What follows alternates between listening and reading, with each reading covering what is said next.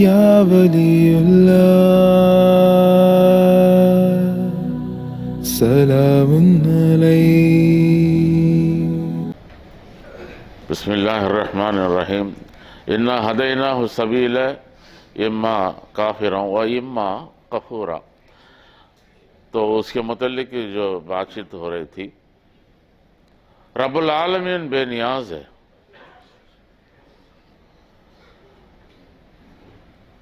ہم مانگنے سے بھی دے دیتا ہے، بغیر مانگے بھی دے دیتا ہے، لیکن ہم جب منہ پھیر لیتے ہیں پھر وہ ناراض ہو جاتا ہے۔ پھر اس نعمتوں کو وہ یہی کہتا ہے، آپ چاہے شکر ادا کرو یا پھر منکرین میں انکار بن جاؤ۔ فرق تو اس کو کوئی نہیں پڑنے والا، لیکن فرق ہمیں پڑتا ہے۔ اس کا خزانے میں سے جتنا بھی وہ دیتا جاتا ہے جب بھی دیتا ہے اس خزانے میں اضافہ ہوتا ہے۔ ہمارا جولی ہمارا جیب جیسا نہیں ہے۔ 100 روپے میں 10 روپے خرچ ہو گیا تھا، 90 ہی ہمارے پاس رہے گا۔ لیکن کچھ ساتھیوں کا کہنا بھی ہے، ہمارا گھروں میں وہ 90 بھی نہیں رہتا، جنات اٹھا لیتے ہیں، پیسہ جمع کرتے ہیں اور جیب میں رکھتے ہیں یا پھر دراز میں رکھتے ہیں، اگلے دن دیکھا تو پیسہ نہیں ہے۔ مطلب ہم اپنے لیے کماتے ہیں تو ہم یہ سمجھتے تھے ہم صرف ہمارے ایک دائرہ ہے، وہ جنات سمجھتے ہیں یہ ہمارے لیے بھی کماتا ہے، اس لیے اس کو لوٹتے ہیں۔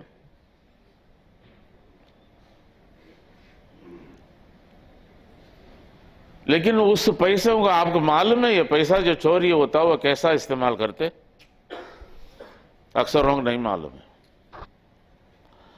وہ جب انسان کا جو روپ لیتے ہیں تو اس وقت وہ پیسہ ان کو کام آ جاتا ہے۔ آپ یہ نہ دیکھیں بازار میں دوسرا جگہ جگہ پہ سارے انسان ہی گھومتے ہیں، بہت سارے لوگ جنات انسان کا شکل لے کر گھومتے ہیں، لیکن ہمیں پہچان نہیں ہوتا۔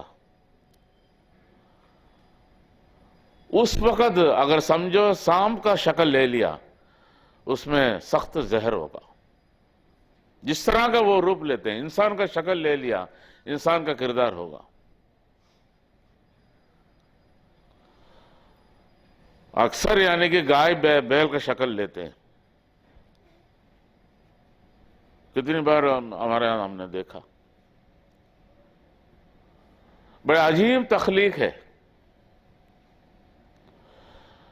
ہمیں جتنی بھی اگر شکلوں کو تبدیل کریں، میک اپ ڈالیں، یہ کریں وہ کریں، اگر صاف اگر چہرے میں اگر مونچھ رکھ لیں، داڑھی رکھ لیں، اگر پولیس کے بعد وہ شکل چلا جائے گا، کہیں قسم کا اس میں جو ڈیزائن بنا کر دیکھیں گے، اس کا اصلی تو وہ ہے، پہچان لیں گے۔ لیکن جنات کو ہم نہیں پہچان پائیں گے۔ جنات باہر شکل بتاتے ہیں لیکن اندرونی وہ وہی ہے، دھواں ہے۔ اس دھوئیں کے ساتھ ہی وہ گھومتے ہیں، پھرتے ہیں، سب کچھ کرتے ہیں۔ کبھی آپ کو معلوم ہوگا گھر میں بھی کوئی یعنی کہ ہمارا ہی یعنی کہ کوئی شخص بلا رہا ہے، ہمارے پاس آ کے نہیں بلا رہا ہے، وہ کہیں یعنی کہ وہ بیٹھ کر اپنے آڈیو فنکشن کرتا ہے، وہ ہمارے یہاں سنائی دیتا ہے۔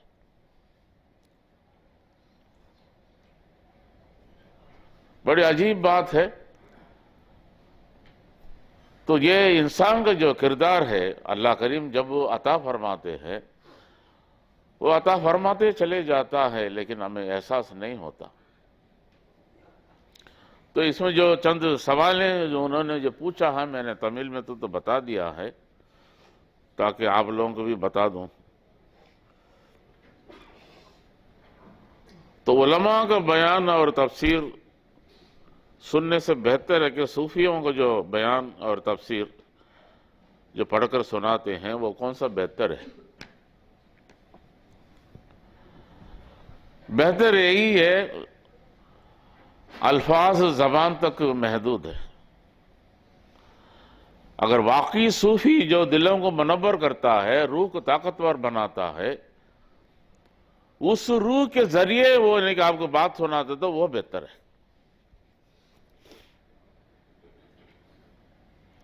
عالم الفاظ ہے، صوفی کیفیات ہے۔ وہ کیفیت کہاں سے ملتا ہے؟ روح سے ملتا ہے۔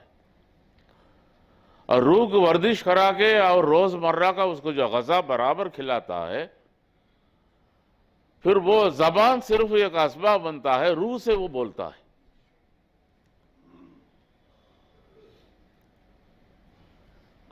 اس لیے علامہ اقبال صاحب فرمائے، ملا کا اذان اور مجاہدے کا اذان اور۔ ملا یعنی کہ روز یعنی کہ بار بار 5 وقت دینے میں کبھی تھک جاتا ہے، یا کبھی دوسرے کو دیکھا کہ یار آج تم اذان دیا کرو یار، کہہ بھی دے گا۔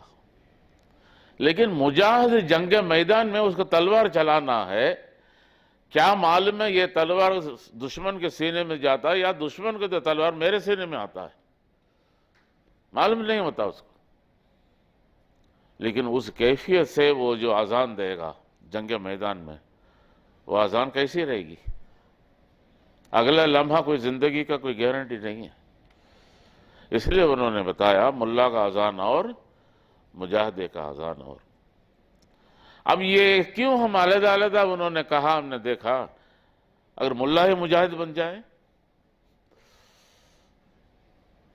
جو علماء اکرام میں اکثر اور بیشتر یعنی کہ اس تصوف کا سلوک کا انکار کرنے کا باوجود اللہ نے کچھ علماؤں کو یہ نصیب ہی فرمایا، ان کے سینہ منور ہے، ان کا روح پرواز کرتا ہے، ان میں وہ کیفیت ہے، سب کچھ ہے۔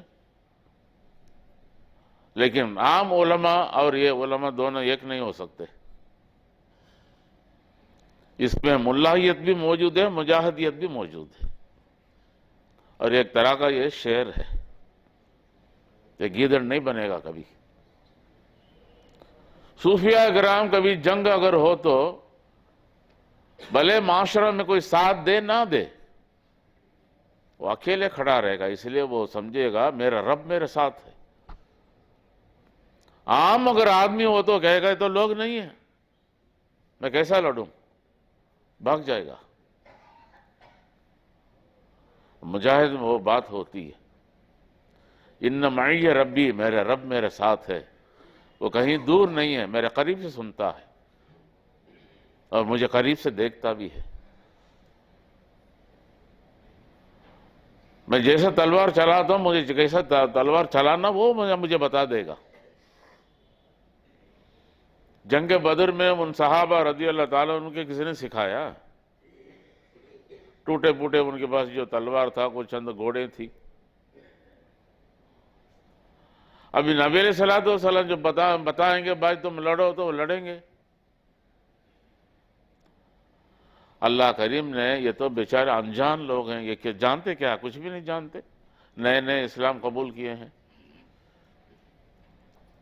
اس لیے اللہ کریم سہارے کے طور پر اور جیت ان کو عطا کرنا تھا، بے شمار فرشتوں کو نزول کرایا، اور وہ اترے کہاں اترے؟ ان سینوں میں، ان روح میں وارد ہو گئے۔ جیسے جنات جسم میں آ گیا تو جسم ہے لیکن حرکت پورا اس کا ہے، اسی طرح فرشتے ہیں، جسم ان کا ہے لیکن حرکت پورا ان کا تھا۔ اس لیے میں کہتا ہوں اللہ بے نیاز ہے۔ ابھی میرا عقل بڑھیا ہے، میرا دولت بڑھیا ہے، میرا سیکورٹی گارڈز حفاظت کا بہت بڑھیا ہے، میرے پاس بڑے بڑے یعنی کہ مشہور کتے ہیں میرے حفاظت کے لیے، یہ سب کوئی بھی کام نہیں آئے گا۔ اگر اللہ کا مدد ہو پھر اللہ ہی مددگار ہے۔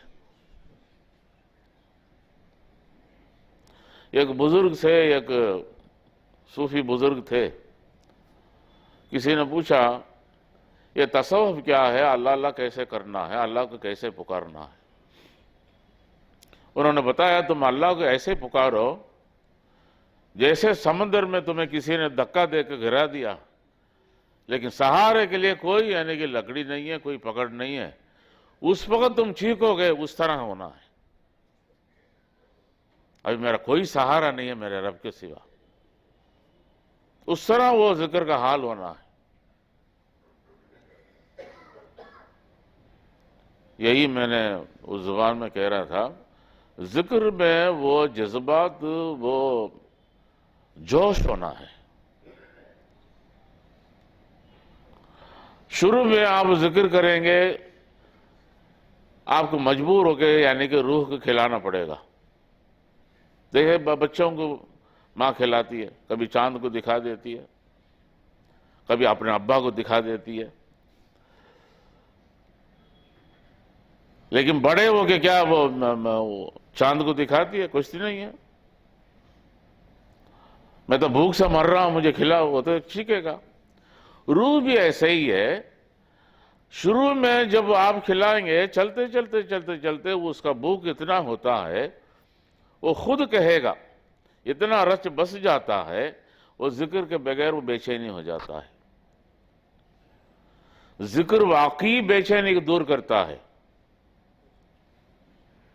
الا بذکر اللہ تطمئن القلوب، بے چین کو ختم کر دیتا ہے۔ ایمان کا نشانہ یہی ہے، وہ ذاکر ہو۔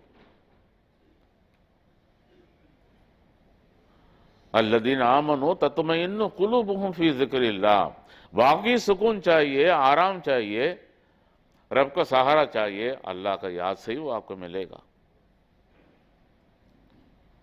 لیکن یہ سمجھ کر کریں، اور جب بھی کریں جذبات سے کریں۔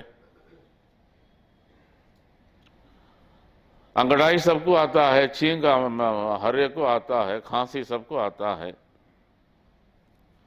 پتہ نہ چلے جو باس میں جو بیٹا ہے آپ چھینکے کھانسے، پتہ نہ چلے۔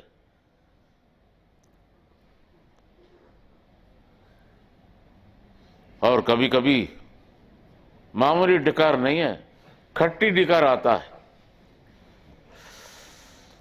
زور سے۔ انسان ہے، فطرت جسم ہے۔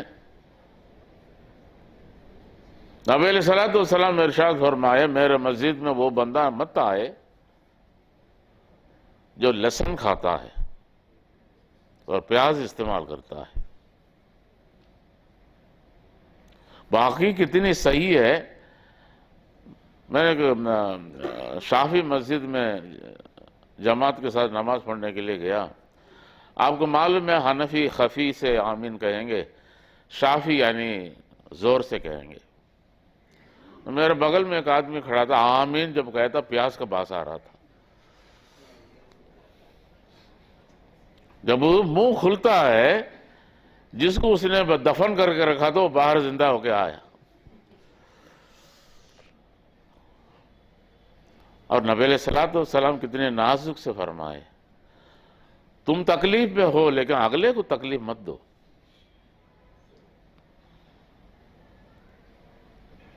نبی علیہ السلام جب سڑک پر نکلنے کے بعد اگر کوئی صحابی اس طرف گئے تو وہ پہچان لے گا آقا نامدار صلی اللہ علیہ وسلم اس سڑک میں سے گزر کر گئے۔ اتنی خوشبو ہوگا، پورے عطر کا دکان ان کو محسوس ہوگا۔ یہ تو ہم جاتے ہیں نا، بازار جاتے ہیں تھوڑا خوشبو لگا لیتے ہیں، کسی کے گھر میں مہمان بننے کے لیے جاتے تو خوشبو لگا لیتے ہیں، کہیں محفلوں میں شامل ہونے کے لیے خوشبو لگاتے ہیں۔ یہ نہیں ہے، خوشبو اسی لیے نہیں ہے۔ خوشبو لگانا ایک سنت ہے۔ جب آپ عبادت کرو، ذکر سے پہلے کرو، نماز سے پہلے کرو، لگاؤ۔ اپنے لباس سے بن ٹھنڈ کر آپ یہ پہنو، بس رب کے سامنے، رب دیا ہے، میں پہن کے بتاتا ہوں یا رب تو نے دیا ہے، سیر شکر ادا کرتا ہوں۔ ہم دوسروں کو یعنی کہ خوش کرنے کے لیے ہم سارے یہ کرتے ہیں، ایک نما بن جاتے ہیں۔ گھر میں رہتے ہوئے پھٹے پرانے جو دھوتی ہو جائے، کرتا ہو جائے، بنیان ہو جائے، کون پوچھے گا؟ میرا گھر ہے۔ لیکن وہی عبادت میں جب آپ حاضر ہونا چاہتے ہیں اچھی طرح،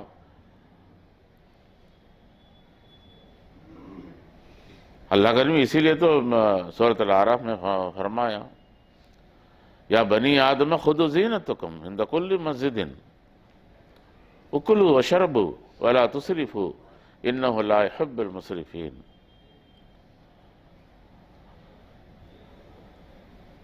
آدم کے اولاد کے متعلق اللہ کریم فرما رہے ہیں مسجدوں کو سجاؤ، مسجدوں کو یعنی خوبصورت بناؤ، اپنے آپ کو یعنی خوبصورت بناؤ۔ مسجدوں کو اتنا خوبصورت مت بناؤ تم یعنی کہ اس میں جو کھوئے ہوئے رہ جاؤ گے، اللہ کو بول کر اس میں تم کھو جاؤ گے، پھر تو اس کو اتنی خوبصورت ہمیں ضرورت نہیں۔ آج جتنی بھی عربستان میں مسجد ہے، ان کا جو قرآن کریم کا سنہری رنگ کا لکھا ہوا، ان کے جو سجا ہوا، کتنی یعنی کہ مہنگی کہ یعنی کہ انہوں نے کاریگروں کو رکھ کر کام کیا ہے، باقی کہیں کروڑوں روپے کا مسجد بنتا ہے۔ میں شارجہ گئے تو ایک میرے بیٹے نے لے کے آیا، اس مسجد کو دیکھو کتنا انہوں نے شاندار بنایا۔ تو اس سے تو اچھا ہے کہیں ہے یعنی کہ جھونپڑے میں کھڑے ہو کر نماز پڑھ لے۔ تو ان کا یہ جو سوال تھا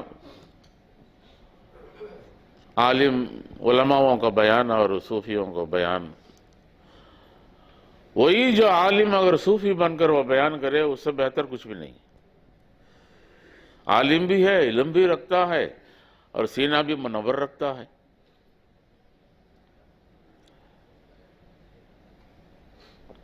کچھ جگہ پہ خلاف شریعت نکاح کے نام سے رسومات کرتے ہیں، ذاکرین وہاں جا سکتے ہیں، اگر چلے بھی گئے وہاں کھانا کھا سکتے ہیں۔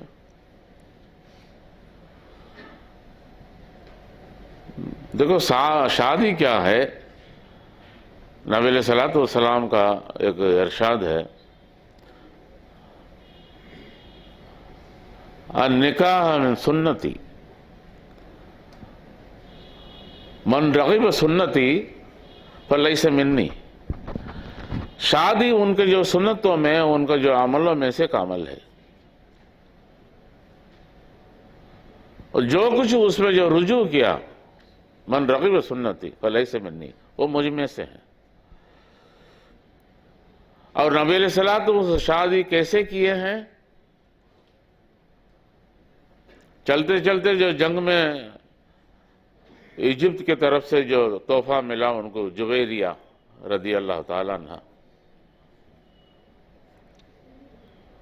کتنا یعنی کہ انہوں نے لوگوں کو بلایا، کتنے لوگوں کو بٹھایا، کتنے کھلایا۔ ولیمہ کرنا تھا، کچھ صحابی سے پوچھ رہے تھے کیا، ایک صحابی میرے پاس ملیدہ ہے، میرے پاس اور بھی کچھ ہے، بس ہو گئی ولیمہ۔ چلتے چلتے گئے جو کرنے کا نکاح کو، آپ ایک جگہ پہ کہیں کروڑوں لوگوں کو بلا کے، ابھی ایک مجھے کچھ بتا رہے تھے، اس شادی میں 18,000 لوگ شامل تھے۔ کتنا جیب پھٹا ہوگا، وہ پیسے انہوں نے نچاور کر دیا۔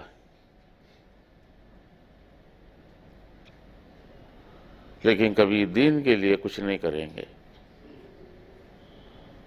ناک اس کو رکھنا ہے، میرے ناک ہے، کہیں اس میں کمی نہ آ جائے۔ بھائی یہاں سبھی شاباش کہیں گے،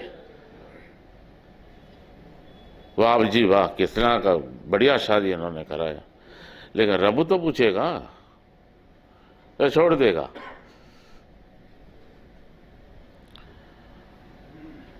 ذاکرونوں کو جو کھانا پینا کیسے رہنا ہے، باہر کھا سکتے ہیں؟ کچھ لوگ کہتے ہیں باہر ہم اگر کچھ کھاتے ہیں تو ذکر برابر کر نہیں سکتے۔ وجہ کیا ہے؟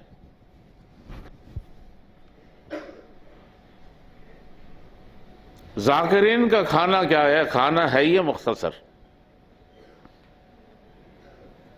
پہلے جو جتنی ہم واقعہ پڑھ رہے تھے بادشاہ محل میں، کہیں کہیں قسم کا جو آئٹم بنتا تھا، اور اس میں ایک آئٹم بھی نہ ہوگا وہ لوگ دسترخوان میں بیٹھتے نہیں تھے. ان کے شان کے خلاف ہے. کھانا مختصر ہے. ایک سفیر اورنگزیب رحمۃ اللہ علیہ سے ملاقات کے لیے آئے. کہنے لگے آج مجھے آپ کے ساتھ گزارنا ہے. اورنگزیب رحمۃ اللہ فرمایا بڑھیا ہے، رہو. جب کھانے کا وقت آیا، اورنگزیب رحمۃ اللہ فرمائے وہاں وزیروں کے لیے کھانا دسترخوان بچھایا جاتا ہے، کئی قسم کو اس میں آئٹم ہوگا، آپ جائیں وہاں بیٹھے کھائیں. وہ سمجھ رہا تھا وزیروں کو اتنی سجا کہ آپ کھانا کھلائیں گے، بادشاہ کا کھانا تو بڑھیا ہوگا. اورنگزیب رحمۃ اللہ علیہ کو جو کھانے کے لیے آیا صرف دال آیا تھا، مختصر دال تھا. ان کے ہاں کچھ تھوڑا سا تھا، سامنے مہمان کے لیے تھوڑا سا تھا. یہ بیچارہ انتظار کرتا رہا اور بھی آئے گا اور بھی آیا، کچھ بھی نہیں آیا. اور کچھ لقمہ دال اٹھا کے منہ پر ڈالا، گلے میں جا کے اٹک گئی. ہم بھی کھاتے ہیں تو ایسے ہی ہوتا ہے، کبھی کبھی دال گلے میں اٹک جاتا ہے. وہ ہچکی لے رہا تھا. اورنگزیب رحمۃ اللہ فرمائے میں نے اس لیے کہ تمہیں کہا تھا یہاں یہی ملے گا، اور جو وزیروں کو جو کھانا جو بچھایا جاتا ہے وہ بڑی بہترین ہوتا ہے. میں مزدور آدمی ہوں، ٹوپیوں کو سیتا ہوں، قرآن کریم لکھتا ہوں، اس میں جو کچھ ملتا ہے میں اسی میں سے میں کھاتا ہوں. حکومت کا خزانے پہ میں ہاتھ نہیں ڈالتا ہوں، وہ عوام کا ہے. اورنگزیب زید قسم کا صوفی تھے، شریعت کے بڑے پکے تھے. ان کا حکمرانوں میں داڑھی مکمل رکھنا ضروری تھا، ٹخنے کے اوپر پیجامہ پہننا ضروری تھا. بڑے شاندار بادشاہ میں سے مغلوں میں وہ ایک بادشاہ گزرے، عیاشی نہیں تھا. بادشاہ اکبر دین الہی شروع کیا، کافروں کے ساتھ انہیں بیٹھنا اٹھنا تھا، ناچ گانا ہوتا تھا. تانسین بڑے مشہور کلاکار تھے ان کے پاس، بیربل تھے، پتہ نہیں کون کون تھے ان کے جو، لیکن دین سے اتنی دور ہٹے.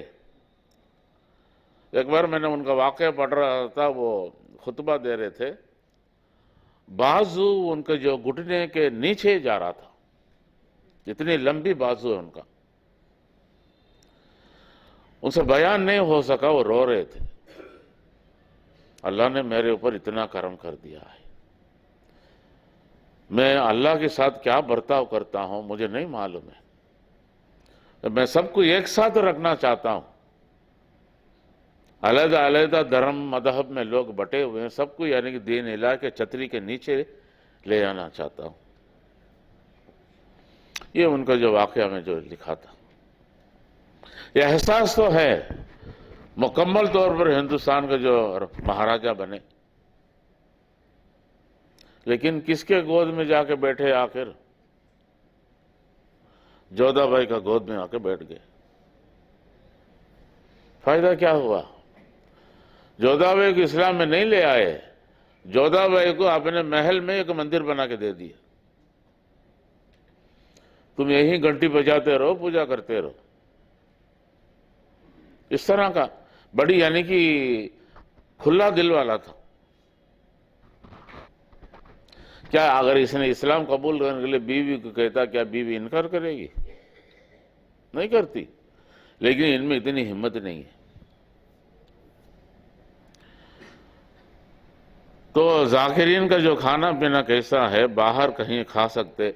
باہر کھانے کا میں نے وہی جو میں نے بتایا، جس جگہ پہ ہم کھا رہے ہیں، اگر ہوٹلوں میں چلے گئے، کینٹین میں چلے گئے، پکوان اگر مسلمان ہوں پھر بھی آپ تھوڑا بہت بچ سکتے ہیں.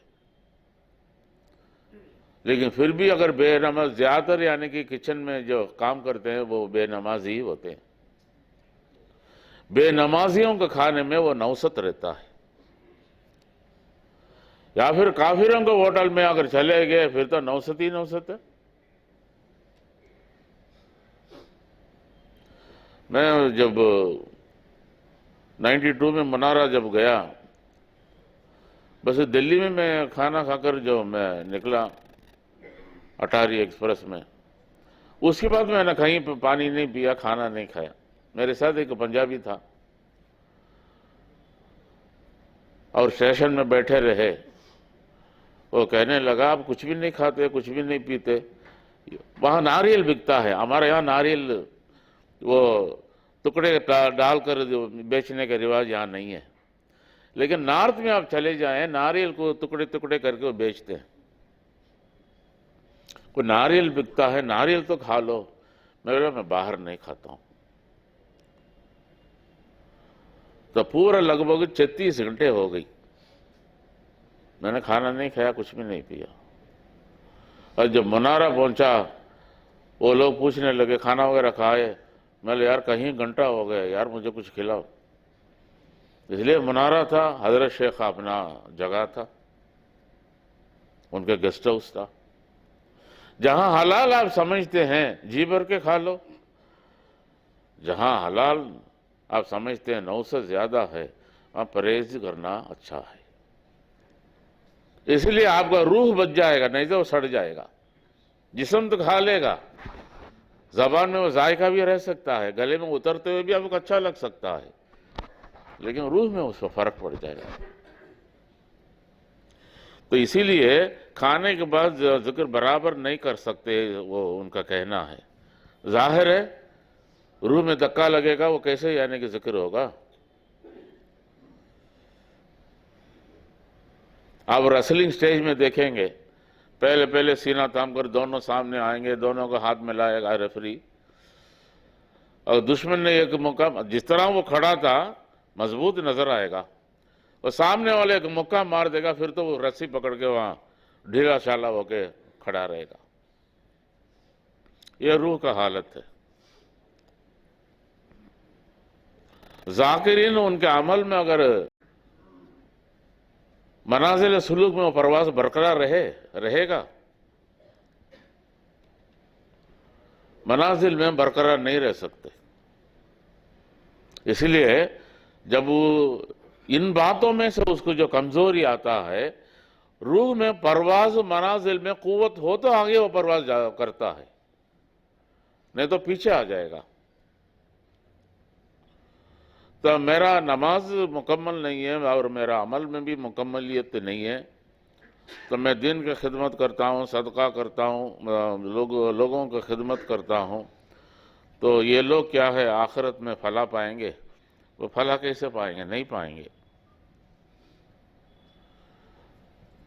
اس لیے جو میں پہلے سورۃ الصف کا ایک آیت پڑھ کے سنا رہا تھا، لِمَ تَقُولُونَ مَا لَا تَفْعَلُونَ کَبُرَ مَقْتًا عِندَ اللَّهِ أَن تَقُولُوا مَا لَا تَفْعَلُونَ. اللہ کا بڑا کرہت والی بات ہے جو آپ کہتے ہیں نہیں کرتے. پہلے اپنے کردار ہے اس کو سجاؤ، اپنے جسم میں بھی عطر لگاؤ، اگلے کے جسم میں بھی، کپڑے میں بھی عطر لگاؤ.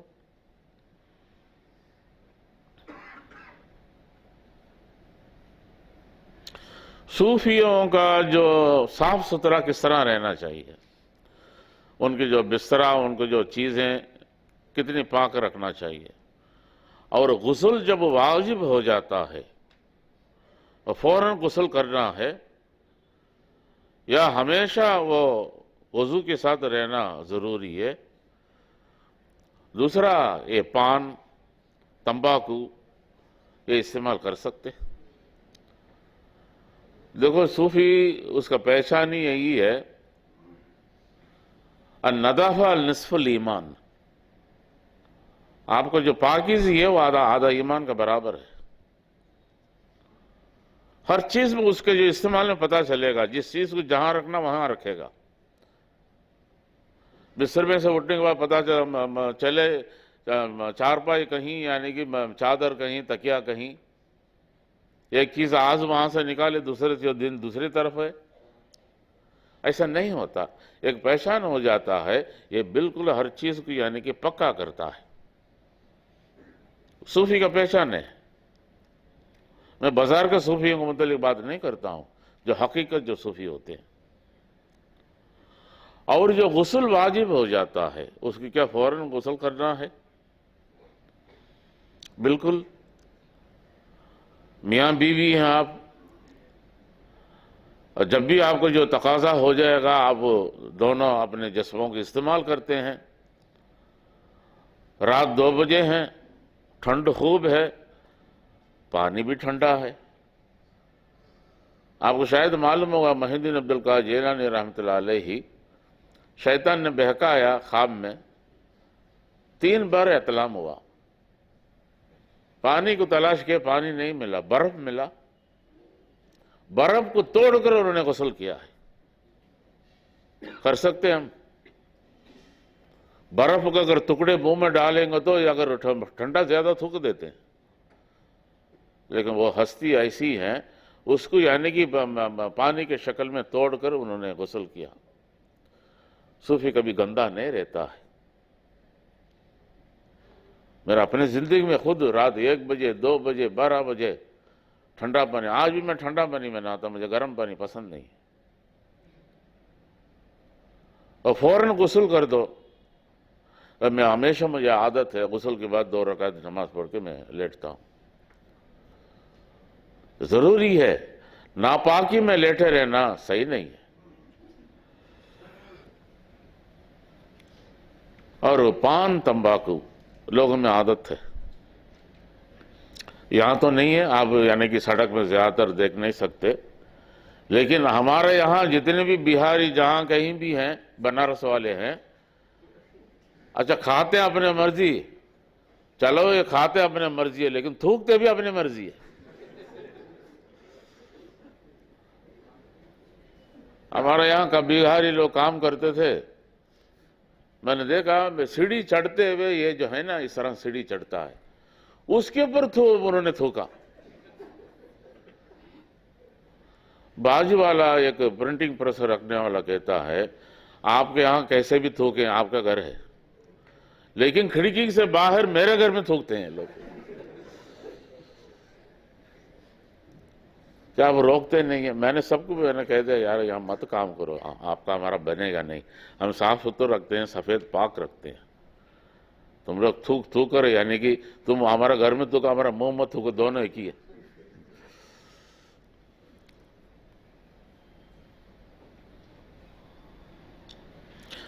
اللہ مہربان ہے، وہ کیا کہتے ہیں، اللہ مہربان ہے تو گدھا پہلوان ہے۔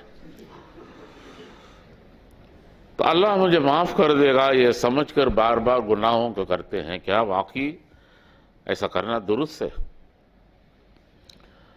غلطی ہے، حرام ہے، وہ ایک ون وے ٹریفک ہے، ایک بار چلے گئے دوسری بار اس میں گزرنا نہیں ہے۔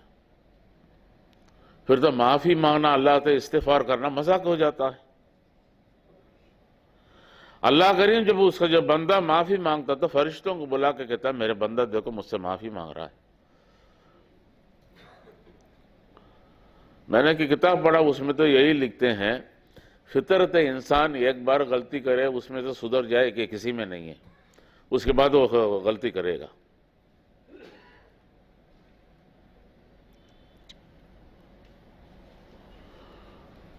تو لیکن اسی کو دہراتے نہیں رہنا ہے۔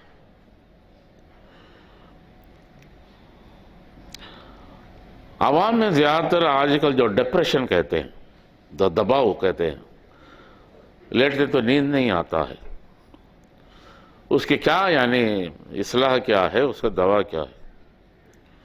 اور ہم جو دیکھتے ہیں خواب، مشاہدہ، کشف، اس میں کتنا یعنی کہ ہم یقین رکھ سکتے ہیں اور لوگوں کو ہم بتا بھی سکتے ہیں؟ کہیں سال سے ذکر کرتے ہیں لیکن پھر بھی نفس امارہ کا حالت میں چلے جاتے ہیں۔ نفس امارہ جانتے ہیں نا، سب کے ساتھ ہے، اور اس کے جو ابتدا نفس امارہ ہے، انتہا ہے نفس المطمئنہ ہے، نفس راضیہ، نفس مرضیہ، نفس مطمئنہ۔ اس لیے مطمئنہ ہونے کے بعد یہ اللہ کریم فرماتے ہیں یا ایتھا النفس المطمئنہ یرجعی الی ربک راضیۃ مرضیہ فادخلی فی عبادی وادخلی جنتی۔ اسی کے لیے جنت ہے، نفس کو قابو کرنا، اس کو جو کنٹرول کرنا، اس کو صلاح دینا، یہ انسان کا مجاہدہ۔ سلسلے میں ذکر میں یا نماز میں ہر چیز کا جو مطلب کیا ہے، نفس آپ کے کنٹرول میں آنا ہے۔ لیکن ان کا سوال ہے وہ کیوں یعنی کہ نفس امارہ کا حالت میں چلے جاتے ہیں؟ بڑے بڑے منازل ہیں، قطب غوث بھی کبھی دعویٰ کرتے ہیں، جیسے بریلیوں میں دعویٰ ہوتا ہے، وہ بیچارہ وہ جانتا بھی نہیں ہے، یہ ان کا قطب کا نعرہ لگاتے پھریں گے۔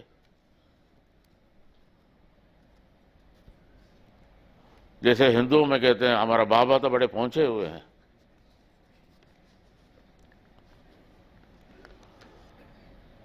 تو اس کو کیسے درست کر سکتے ہیں؟ دیکھو اللہ کا جو بتایا وہ جو دوائی کی ہے ذکر اللہ ہے، وہی اس کا جو علاج ہے۔ نفس امارہ کیا ہے؟ ہمارا اندر جو خبیث جن ہے۔ نفس مطمئنہ کیا ہے؟ ہمارا اندر جو ہے وہ روح ہے۔ نفس امارہ کو پاک کرتے کرتے کرتے کرتے کرتے روح میں وہ دوائی منتقل ہو کر وہ مطمئنہ بنتا ہے، وہ دب جاتا ہے، روح ابھر کر آ جاتا ہے، مطمئنہ بنتا ہے۔ اب اتنے لوگ جو مرے، اتنے سالوں سے جو لوگوں کو موت واقعہ ہوا، ان کو نامعلوم نہیں ہے نفس امارہ کیا ہے، نفس راضیہ کیا ہے، نفس مطمئنہ کیا ہے، ان کا حال کیا ہے۔ بہت سارے لوگ کہتے تھے میرے دادا کو تو میں نے جنت میں جھولے میں جھولتے ہوئے میں نے دیکھا خواب میں۔ آپ نے بھی سنا ہوگا، میرے نانی باغ میں بغیچے میں بیٹھی ہوئی تھی، میرے دادا جھولے میں جھول رہے تھے۔ یہ کہاں تک صحیح ہے واللہ عالم بالصواب۔ وہ بیچارے میں کوئی عبادت بھی نہیں ہوگا، نماز بھی نہیں ہوگا، سیدھے سادے لوگ ہوتے، کھیتی باڑی کرتے تھے، صبح چلے جاتے ہیں، وہ رات کو چاول میں پانی ڈال کر اور دوپہر ان کو کوئی دہی ڈال کر اس میں لے جائیں گے، کچھ اچار ساتھ میں رکھ لیں گے۔ جیسے نارتھ میں دال روٹی کی عادت ہے، یہاں وہ چاول میں پانی ڈال کر رات کو بھگوا کے صبح اس کو کھائیں گے۔ لیکن ان بیچاروں کے کیا معلوم ہے نفس امارہ کیا ہوتا ہے، نفس راضیہ کیا ہوتا ہے۔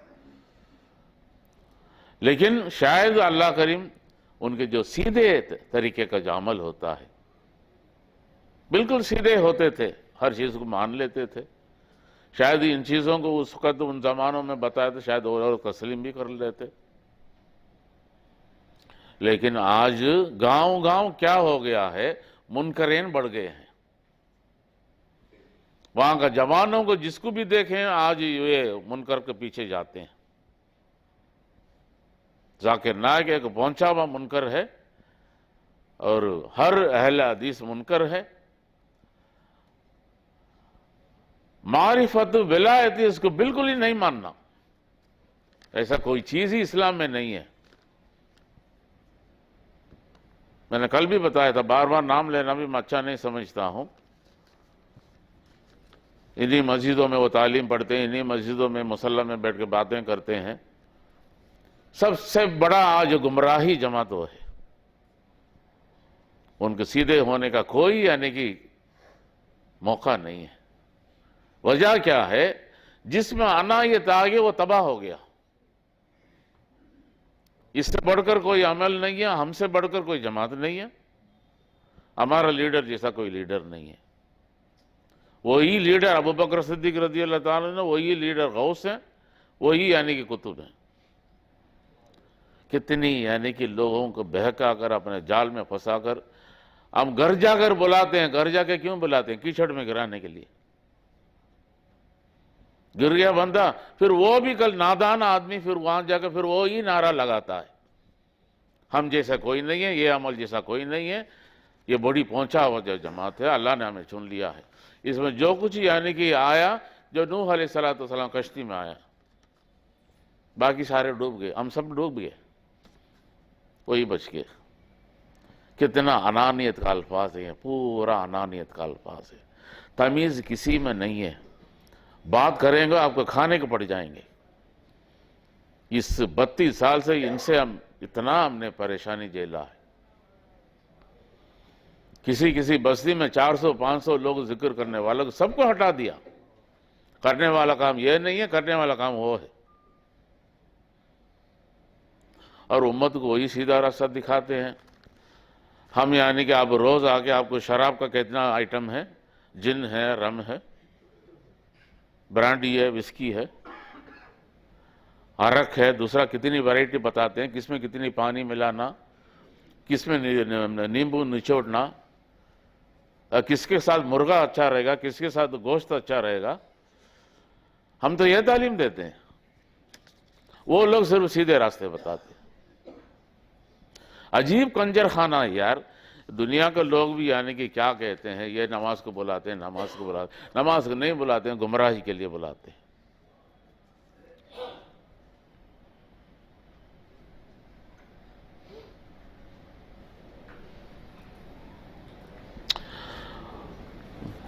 وہ لکھتے ہیں، السلام علیکم، وعلیکم السلام، ہم آپ کے مجلس میں، ذکر مجلس میں شامل ہوتے ہیں، جب بھی وہاں جو آپ کا جو ذمہ دار جب آتے ہوئے لوگ اٹھ کے کھڑے ہو جاتے ہیں،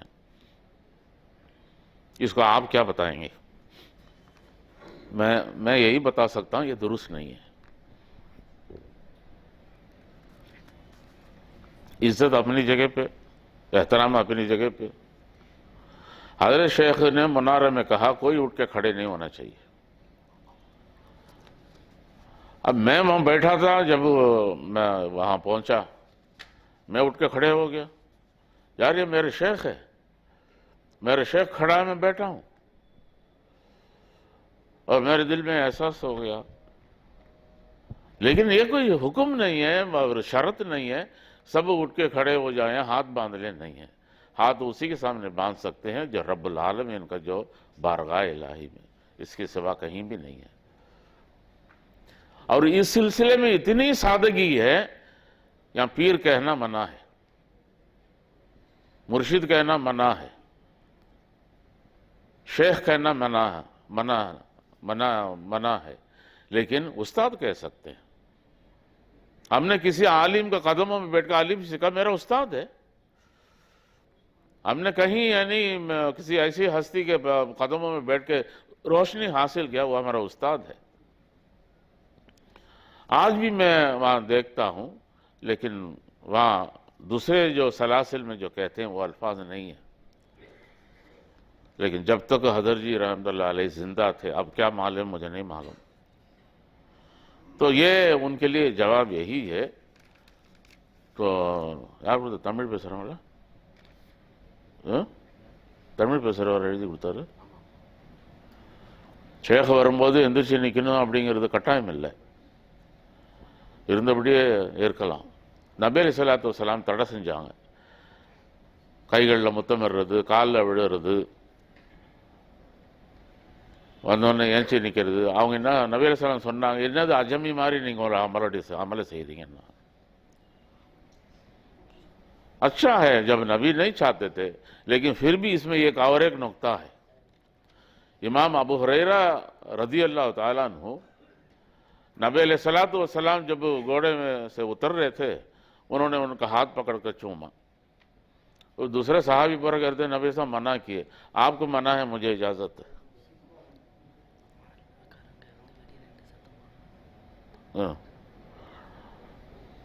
اچھا نماز کے لیے تیار ہو جائیے. وآخر دعوانا الحمدللہ رب العالمین. یا ولی اللہ سلام علیک.